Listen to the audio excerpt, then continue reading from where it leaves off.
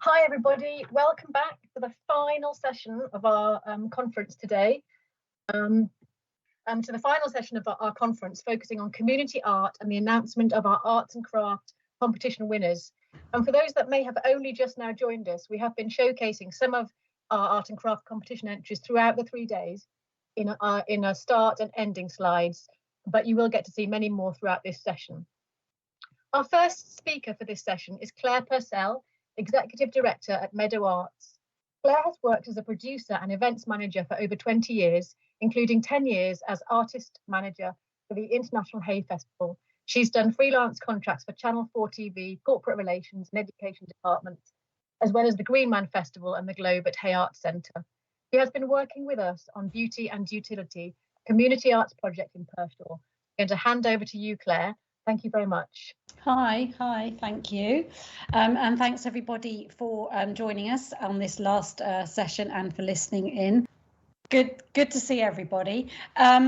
This is the presentation from Meadow Arts about community arts in public spaces, and the project at Avon Meadows is called Beauty and Utility. So I'm going to introduce Meadow Arts to you and the Floodplain Meadows project at Avon Meadows in Purcell. I'll talk about the artists we work with, the community engagement aspect, and then some legacy work.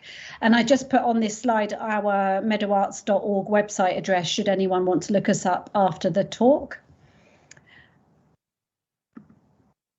So, who are Meadow Arts? We're a contemporary visual arts charity that delivers ambitious projects all over the counties of Shropshire, Herefordshire and Worcestershire. We're also national portfolio clients of the Arts Council of England, which means that we meet all of their ambitions and best practice and standards regarding high quality art. We were established in 2004 and well over 1 million people have visited our exhibitions since that time. Our exhibitions are often chosen, their themes or the artistic works they contain, to challenge established notions of where and how excellent art can happen and who can access it.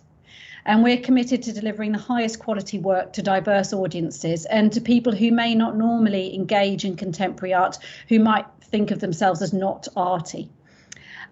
So all of we don't have a venue, so all of our work is delivered in partnership, as this project was a case in point. It often responds to a place, so it's context responsive.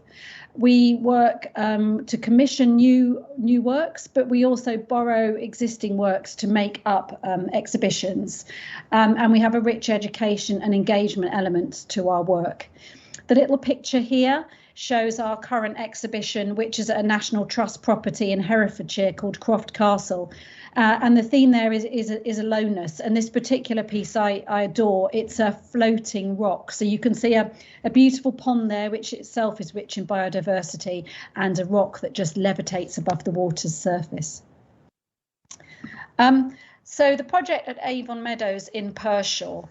In 2019, we were approached by Emma from the Floodplain Meadows Partnership, and she was looking to partner with an arts organisation to help raise awareness about the multifunction role of floodplain meadows in capturing carbon, increasing biodiversity, offering the public leisure space, providing sustainable food production methods, and alleviating flooding and a myriad of other important factors.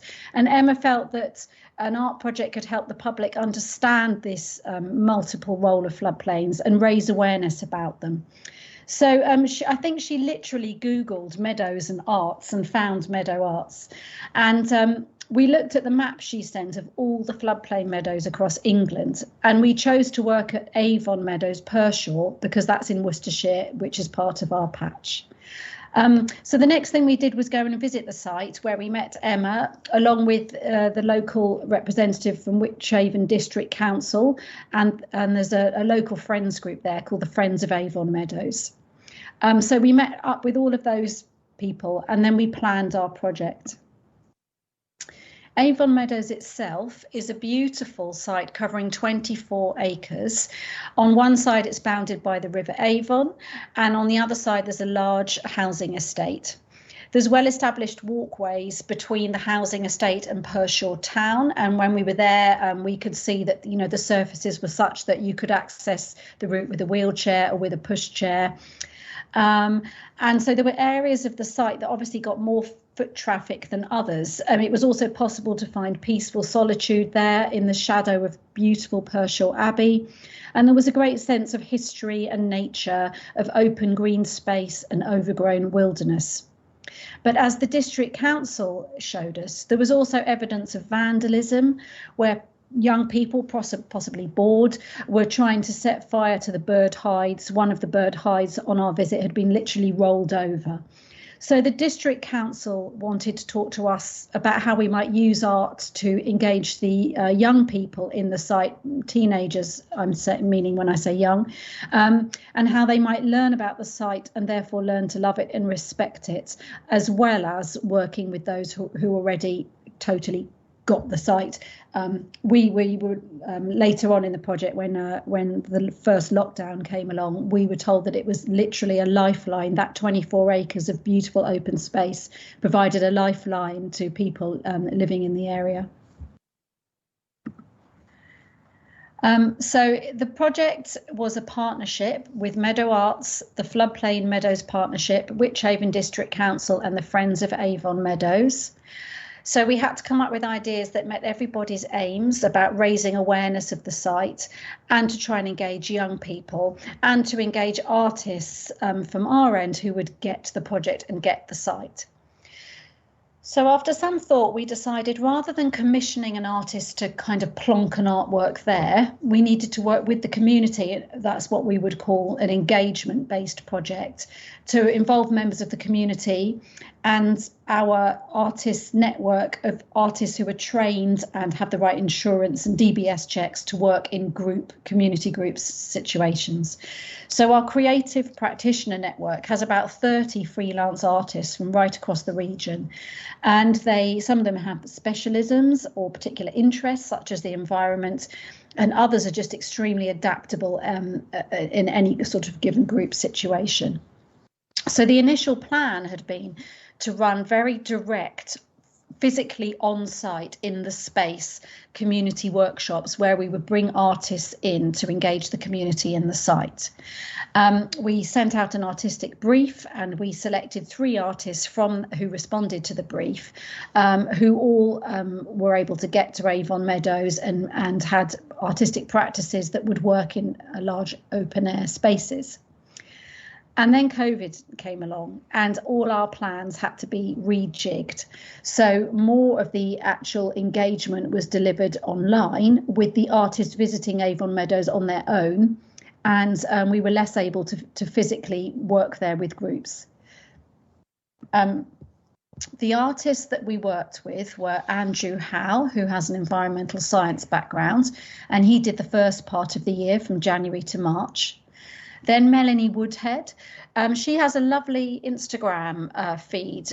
You might like to look her up. On Instagram, Melanie is very preoccupied with the space that's between her front door, her back door, and the woodlands at the end of her garden. And her sole Instagram feed is photographs, very interesting and kind of quite deep photographs of the plants and the nature between her back door and the woodland.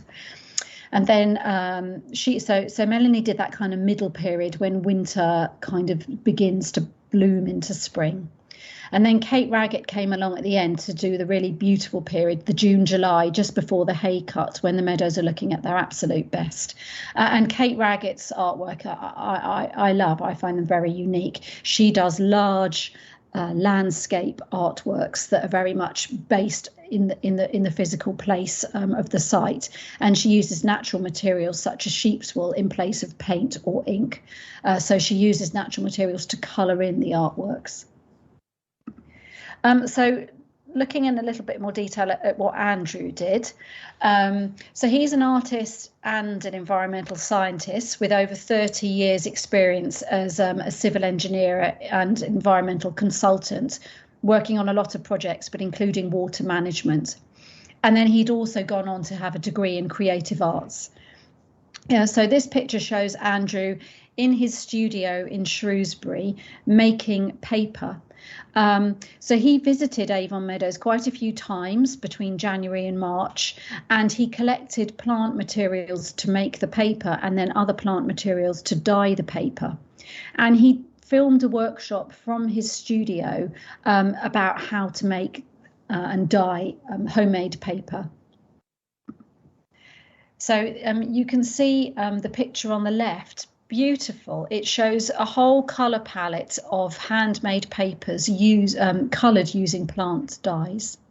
And then the next picture shows his little advert he did for his eco-print digital workshop, which we hosted at a weekend.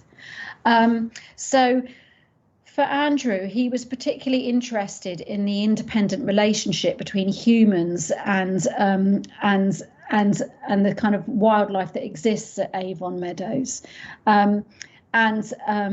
He wrote about the project quite a lot.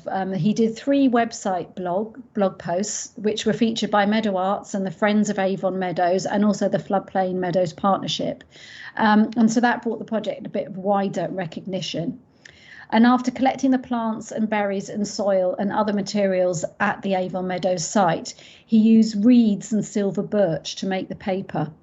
He then made dyes and pigments to dye the paper using a variety of plant materials, and that was meant to kind of illustrate the biodiversity of the site. The online workshop he delivered for us on the 13th of March was delivered via Instagram Live, which Meadow Arts finds is a very good platform to access audiences. And it actually reached 244 people, which is brilliant for a Saturday morning in March. And obviously, it's significantly more people than would have ever attended a real live workshop on site had COVID not have happened. And he then went on to lead a much smaller and more intimate workshop with just the Friends of Avon Meadows, and he did that on Zoom.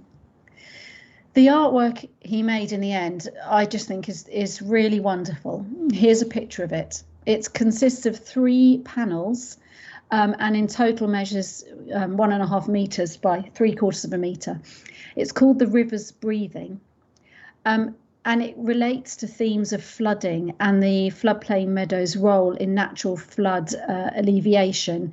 And it also shows, how the floodplain meadow collecting that water can alleviate peak flow rates downstream. The design's based on 2 hydrographs, and this is the scientist in Andrew coming out, which illustrate how the floodplain storage has the effect of flattening the curve to lower the flood depth and delay the peak so that the impact downstream is lessened. The piece is 3 panel reliefs, each 50 by 75 centimetres, on handmade paper made from reeds and silver birch and dyed with plant dyes. And I think Wychavon District Council like it so much they're going to display it permanently at their offices, which are also a place for the public of Wychavon District to go. I think there's a popular cafe there and stuff. So there'll be a lovely legacy with that artwork remaining in the public realm long after the project has ended. And Andrew also creation of this artwork, and we're planning on having a sort of celebration event of everything that we did in that year this coming April, so around Easter 2022, which will also launch our next phase of the project, but I think we'll show Andrew's film at that point. So the next artist who did the next phase was Melanie Woodhead, and as I've already said, she's a photographic artist. She is quite a quiet person and quite a sort of very sort of thinking person. And so she chose to visit Avon Meadows nearly every week between March and May, and to kind of feel and get that sense for how it blooms out of winter as spring emerges. And she says she saw carpets of lesser celandines and cuckoo flowers emerging. Her weekly sort of diary of Avon Meadows she posted on social media, and as I've said, she has a very good Instagram account, and Meadow Arts were able to share that with her on our Instagram account. So again, the voice of Avon Meadows and the artistic interpretation of that voice travelled a lot further than any project that might have just happened as a one-off event with a small group on site. So Melanie says that she uses photographs as a meaningful way of noticing and connecting with the natural world, and as a means of sharing that experience with a wider audience. We helped her quite a lot to promote what she was doing. And what she did, she takes your normal photograph and then she plays with it using trans aquatypes, which is when you take the photograph and you add water to the inks, and chlorophyll prints and other things that she did. The engagement workshop that Melanie did was with Purcell High School, the GCSE photography students there, and it was brilliant because she managed to do it in a kind of slight window in the lockdown. So the students, I think there were 11 students and their teacher, were able to go to the Avon Meadows following a visit that Melanie had made to the school, where she'd taught the children about these different photographic techniques and explained what they would be doing on site. So then they had a wonderful day on site with these 11 students and their teacher, really engaging in the plants and the wildlife and the space at Avon Meadows, and then developing their own photographs back at school. And here's an example of one of the wooden walkways at Avon Meadows, surrounded by all the bulrushes and the plants. But Melanie has added water and it's turned into a trans aquatype. And so she's transformed the printed image.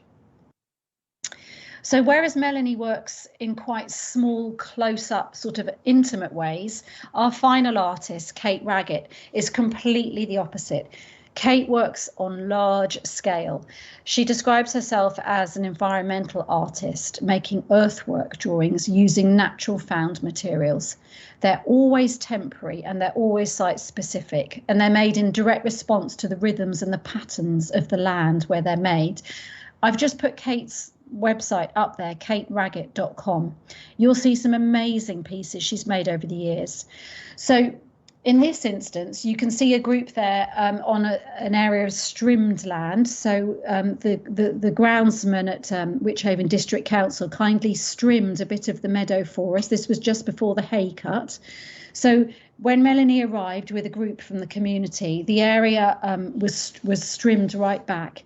And Melanie actually made two pieces. She made a sedge warbler with a group of young people from the Riverside Youth Centre, which was the place the district council had asked us to engage. Possibly this is some of the people that use the youth centre or some of the people that might have been causing the vandalism before. So we went directly there to engage them with the site. And so the first picture of Kate's work shows the sedge warbler. And then the main piece she did for us had a 50-foot diameter, and that was a solo piece that depicted a natural swirling pattern that she felt was be representative of the natural flows and the little eddies within the river that's beside the site, and also the circular pattern of the wind and the kind of circular nature of the meadows surrounded by the community. Her large solo piece was coloured in with sheep's fleece, and that was the sheep that the floodplain meadow has to graze it, to manage the grassland. So the sheep were very much connected with the site. The colour of their fleece was all part of that, the connection with the site. And then kindly, the site team from Wychavon District Council also used their drone to photograph the pieces, because Kate's work has to be seen from above. And on our website and on Kate's website, you'll see that we have a video of that drone going up above this beautiful pattern that Kate had made. So here's another picture of, on the left, it's the youth leader from Riverside Youth Centre with some of the young people, and you'll see using just simple bamboo poles, Kate had made some interpretation panels so any passers-by would know what they were up to. And then on the right there, you see her absolutely beautiful, quite sort of dynamic and movement orientated final work that had the 50-foot diameter and was made with sheep's wool. And that's, if you look Meadow Arts up on Instagram and you go back through the dates, on the 11th of July, we posted that film footage. So finally, I just wanted you to see the beautiful sedge warbler that was made with the people that attend the Riverside Youth Centre. And I wanted to let you know that the project didn't stop there, although originally we'd kind of thought it would. It didn't stop there. So we've also been engaging with a young neurodiverse artist called Emma Plover. And her work is often about nature and the outdoors and landscape, but she represents the voice of those who are often go unheard or unnoticed, people that for reasons of mental health might not be so able to get out and about in public spaces as the rest of us might not think twice about. So the work with Emma Plover has been longer and slower to kind of realise, but she did make a site visit to Avon Meadows, and she went to capture a series of audio recordings capturing the natural sounds of the site, the bird song, the wind in the grasses, the ripple of the river as you walk around there. And we're currently working with a digital audio sound editor to really perfect the sound quality of her pieces. But when done, there will be QR codes attached to fence posts and information signs on the site from the point where they were recorded. And somebody would be able to hold their phone over that QR code and scan it and then hear the sound. But for anybody that can't physically get around Avon Meadows or lives too far away or for whatever reason can't go there, we've also found a digital app where you can make maps interactive. So we have a map of Avon Meadows, and it'll be on our website when the audio editing is completed, but there'll be a map of Avon Meadows, and you can put your cursor on that map, and the point where the sound recording would made, you'd click and you'd be able to hear the sound. So if you were someone living in Edinburgh, or if you were an older person, who couldn't get out and about and you were in your home, you'd still be able to hear the wonders of Avon Meadows as if you were there for real. There's a little picture there with the feather of a previous artwork made by Emma. And again, the point is her work is always trying to think about making places and spaces and art accessible to those who are often forgotten. So that's quite an important part of her involvement in this project.